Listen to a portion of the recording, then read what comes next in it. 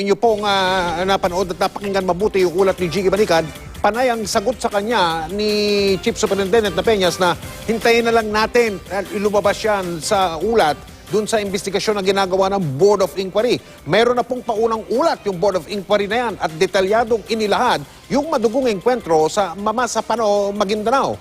Bago raw mapasok ng mga SAF ang kuta ni Marwan, nakatulog na raw siya. At isa-isa niyang pinasabog yung mga itinanim niyang pampasabog sa paligid ng kanyang kubo. Nakatutok si Emil Sumangil.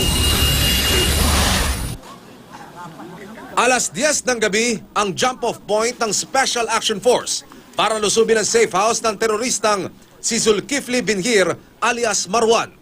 Halos 6 na oras daw tinakak ang ilog at gumapang sa lupa ang puwersa ng 84th Seaborne ng PNP Special Action Force, Rapid Deployment Battalion, bago nakalapit sa safe house ni Marwan sa masukal na bahagi ng Tukan na Lipaw. Dahil sa lakas daw ng current sa tinawid na ilog, na-delay at hindi agad nakadikit ang iba pang puwersa ng 84th Seaborne sa naunang grupo. Bandang alas 4 ng madaling araw, nagpasya ang sinasabing ground commander na si Superintendent Raymond Drain na pasukin na ang safe house ni Marwan kasama ang hindi bababa sa 10 niyang tauhan. Pero nakatunog daw si Marwan kaya isa-isa na raw nitong dinetonate ang mga explosives at booby trap na kanyang itinanim sa paligid ng kanyang kubo. Dito raw nasugatan si Superintendent Train. Nagbakbakan at napatay daw si Marwan. Kinunan siya ng litrato at isang daliri.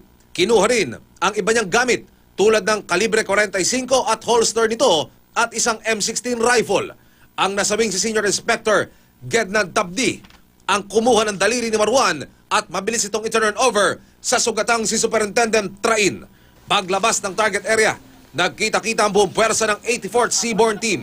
Ang instruction sa kanila, salubungin ang puwersa ng 55th Special Action Company na magsisilbisa ng blocking force ng tropa at nakaposte sa maisang ito. Pero ang blocking force pala, napasabak na rin sa puwersa ng MILF at BIFF. Sa maisang ito nakita ang mahigit 35 bangkay ng SAF.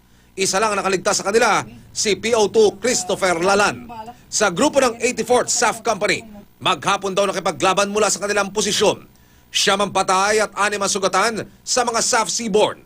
Ayon sa source na kasama sa investigasyon, bandang 5:30 ng hapon noong linggo, tuloy ang napaatras ang puwersa ng MILF at BIFF matapos na may pumagitna at makipag-usap. 2 SAF Commando ang nakausap ng GMA News. In-sketch nila ang posisyon ng SAF noong araw ng bakbakan. Makikita sa sketch na may 2 hanggang 3 kilometro ang layo ng mga nakadeploy na SAF company.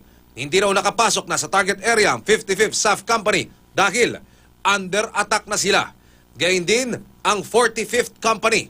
Ang ibang SAF company naman daw, hindi nila basta-basta pwedeng iwanan ang lugar nila dahil baka makapasok pa ang MILF at ibang BIFF na kung nagkataon, mas marami raw ang mapapatay na SAF.